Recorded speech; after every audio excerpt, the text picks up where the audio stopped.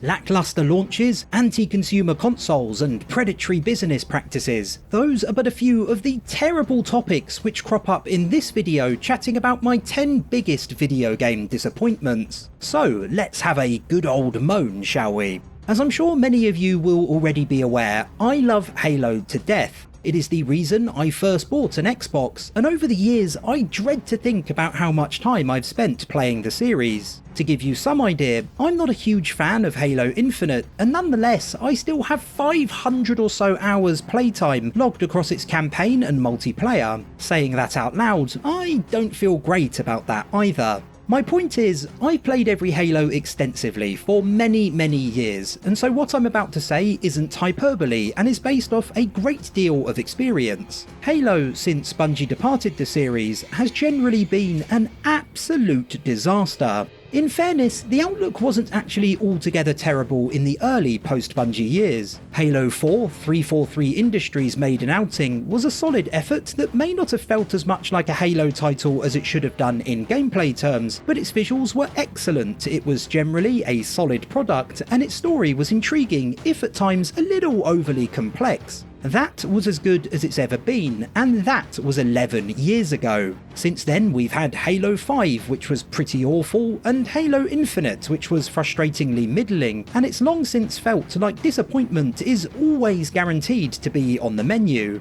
Microsoft also doesn't seem to care anywhere near as much about their marquee franchise as they should do either. In the past it's been their golden boy, the series they could always rely on, but in the present it's seemingly considered to be more of a red-headed stepchild, left alone without the proper tender loving care it deserves. To put fully into context just how bad things have become, think about this. Infinite was the first Halo on brand new hardware, its multiplayer remains free to play, and its campaign also costs nothing if you have Game Pass. If you outlined all those advantages to a fan of the franchise back when Halo was in its heyday, they'd probably think it's impossible that it could fail. And yet it has. It is bananas to me that the series still manages to disappoint in terrible new ways after more than a decade of turmoil.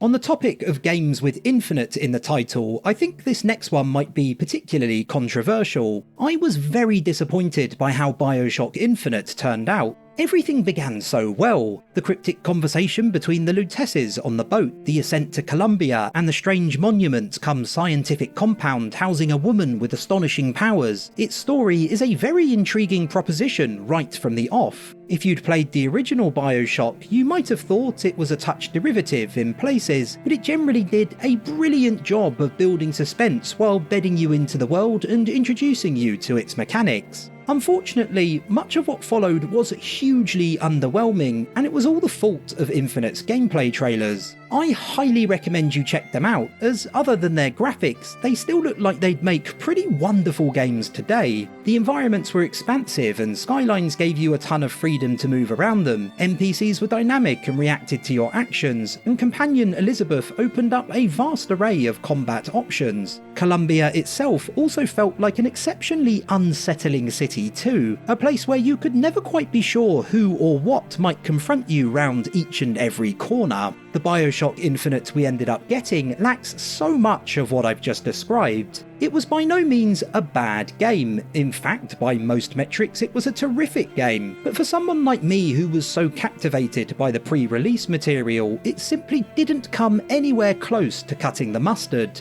In many regards, I think Infinite even regressed from the original BioShock, with environments being too linear, combat being overly repetitive, and one or two of the boss battles somehow managing to be even worse than that with Frank Fontaine at the end of the original. Its story is also far more cumbersome and a lot less clever than many make it out to be, with much of it falling apart when placed under any real scrutiny. Again, Infinite is not awful by any stretch of the imagination, but in the face of my sky-high expectations, Irrational Games delivered a title which I thought lacked that little bit of magic the original had by the bucket load. It's difficult to put into words just how much I miss the Dreamcast. I can't say I wasn't prepared for its untimely demise, however. As much as I loved Sega's little console that could, there was no world in which Sony's highly anticipated PlayStation 2 wasn't going to steamroll it, but that didn't make it hurt any less when it finally came to pass. A lot of people forget that the Dreamcast was a real beast hardware-wise, especially considering it hit Japanese store shelves in 1998. It wasn't that much less powerful than the PlayStation 2, despite being released nearly 18 months prior, and developers took full advantage of its power to create an amazing array of weird and wonderful titles. Sonic Adventure and its sequel finally gave us the 3D escapades the speedy blue hedgehog deserved. Crazy Taxi was an exceedingly entertaining arcade romp with a superb soundtrack to match. An exclusive Resident Evil shambled its way onto the console courtesy of Code Veronica, and who can forget about Shenmue, an absurdly ambitious role player which set a new standard for immersion. And then there were both the Virtua Tennises, both personal favourites which few would list among the greats, but which I maintain are two of the most playable sports titles ever. There was the small matter of online multiplayer too. The Xbox and Halo 2 may have popularised teaming up with or battling against your mates no matter where they were located, but the Dreamcast did it first, with titles like Phantasy Star Online and Quake 3 helping Sega blaze a trail. Eventually, the PlayStation 2 would arrive, and its cool factor combined with the alluring prospect of a built-in DVD player would provide far more competition than the poor little Dreamcast could handle. But even with its discontinuation after only a couple of years or so, for many, like myself, it's remembered incredibly fondly to this day.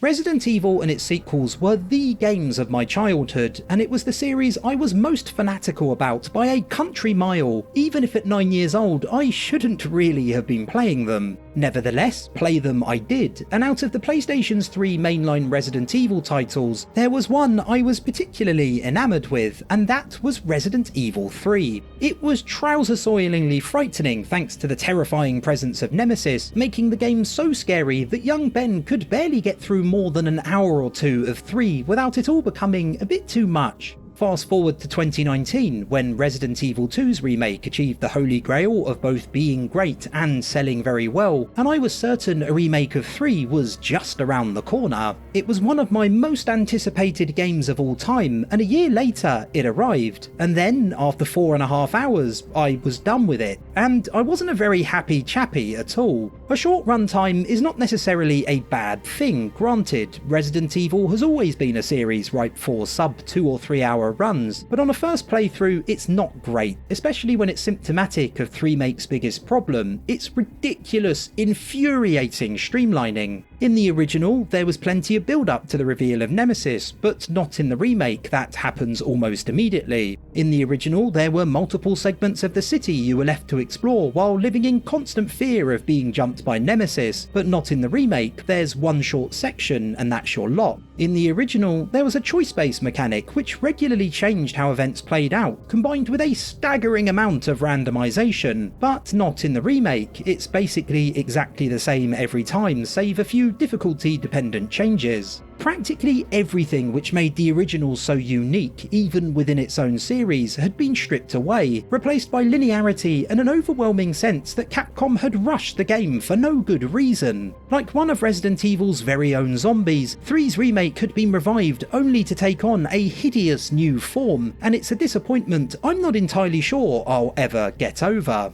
This one may perhaps be more a me problem due to having less free time than I once did, but developers' insistence on adding empty open worlds to games which don't really need them is a very disappointing trend. I've recently been playing Red Dead Redemption 2, which I suppose is one of the better examples thanks to it being so intricate and chock full of random encounters, but even then I still feel like I'm spending way too much time simply travelling between points A and B, or being pushed towards partaking in meaningless list-based side content. No, Rockstar, I do not want to spend hours of my life hunting down digital rabbits. Some of you might argue that you don't have to partake in these activities the majority of the time, and they'd be right, but with item upgrades, skill points, or similar so often tied to them in various different games, they can become a prerequisite whether you enjoy them or not. There are so many games that have been praised for giving you the freedom to explore, which when looked at in retrospect once the new release hype has faded, weren't actually all that compelling, and that list will continue to grow at pace as developers continue to shoehorn massive soulless maps into games which have no need for them. Hopefully soon, this open world obsession will begin to fade away.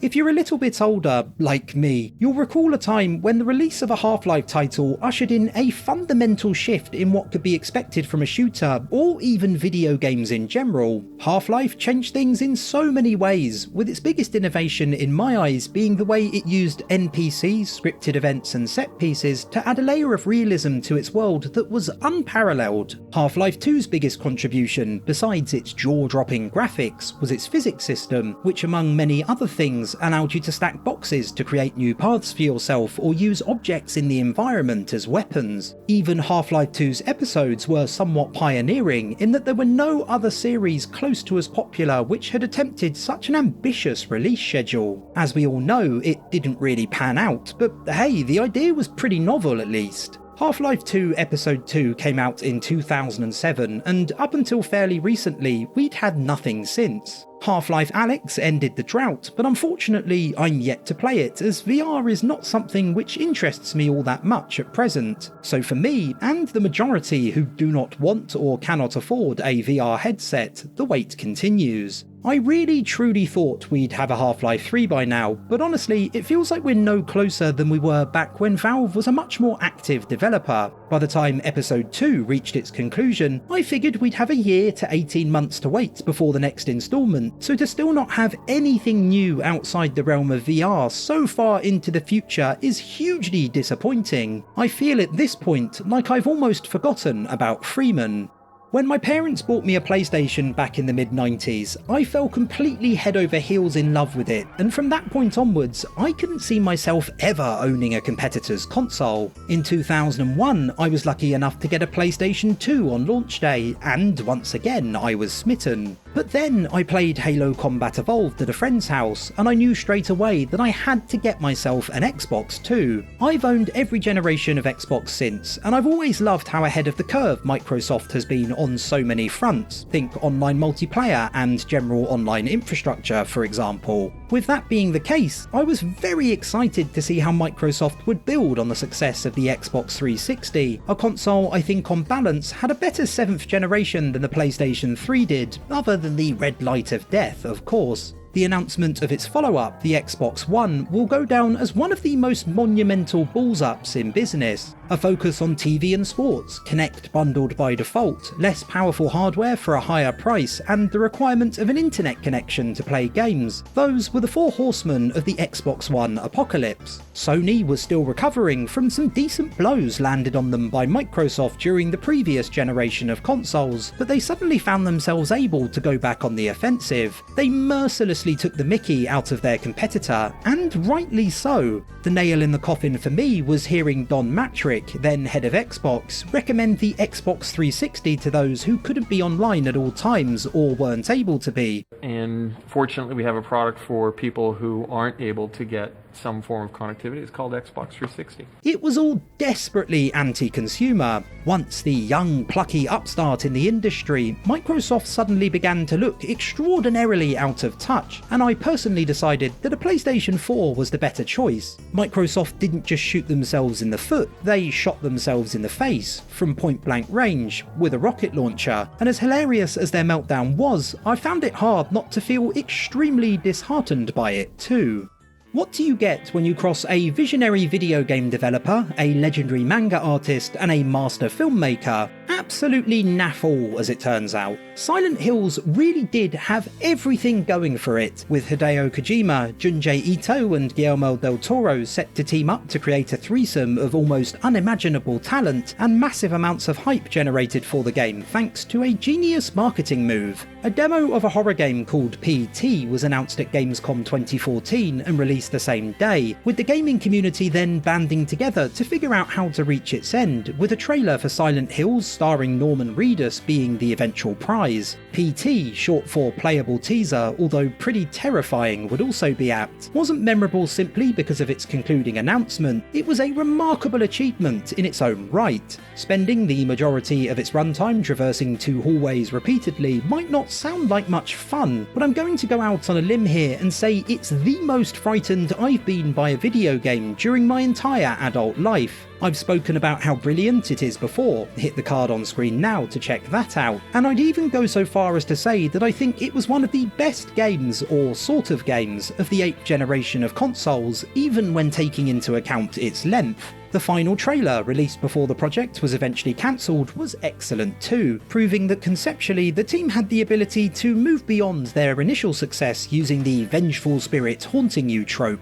Alas, after a high-profile fallout with Konami, the project was promptly shelved and Kojima left to work on Death Stranding, with Konami only recently deciding to properly resurrect the franchise. Regardless, I'll always wonder what could have been. PT is tremendous, and the full game had so much potential, but in the end, we were left with nothing, and I will forever be fuming as a result.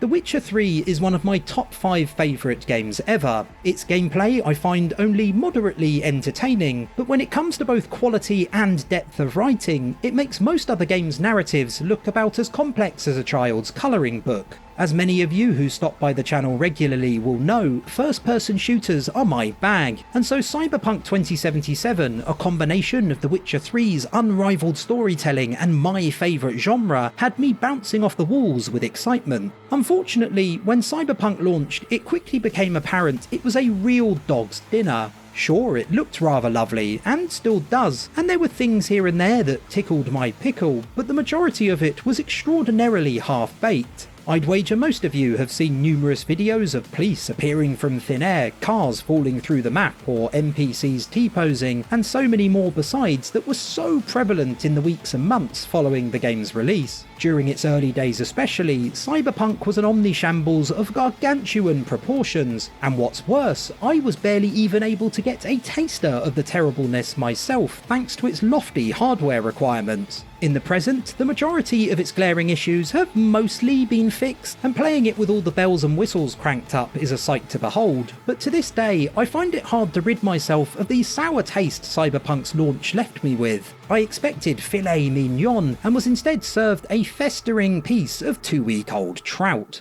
I'm not going to harp on at length about this final topic, as hopefully we all share similar views regarding it, but the progression of video game monetization over the years has been absolutely appalling to witness. I'm using footage of Overwatch 2 here because of the recent news regarding the cancellation of its single-player element, leaving a sequel which seems to be more about draining wallets than filling gamers with joy, but these criticisms could equally apply to a million different titles. Back in the day, we got angry because Bethesda had the gall to charge for horse armour in Oblivion, but in the present, publishers' attempts to part their audience from their hard-earned cash have become so disgracefully cynical, it often has a decidedly negative effect on the games themselves. Halo Infinite is a recent example, with cosmetic items that were previously free now priced absurdly in an in-game shop. Let's be honest, Counter-Strike Global Offensive's cases are gambling by another name, and FIFA's Ultimate Team and its purchasable packs of players is a demonstration of how fine an art EA has made of getting kids to spend their parents' money. I'm sure there are loads of far worse examples too. I've little more to add to this other than that watching this relentless pursuit of cash develop has been dreadful, especially since I'd guess it's driven less by the passionate people making the games and more by those sat in corporate offices who have little true appreciation of the medium. They are nothing more than leeches, and they should always be treated with the utmost of contempt. Thanks for watching the video, boys, girls and gamers. If you enjoyed it, do consider liking, subscribing and perhaps sharing your biggest video game disappointments, and hopefully I'll catch you all again soon.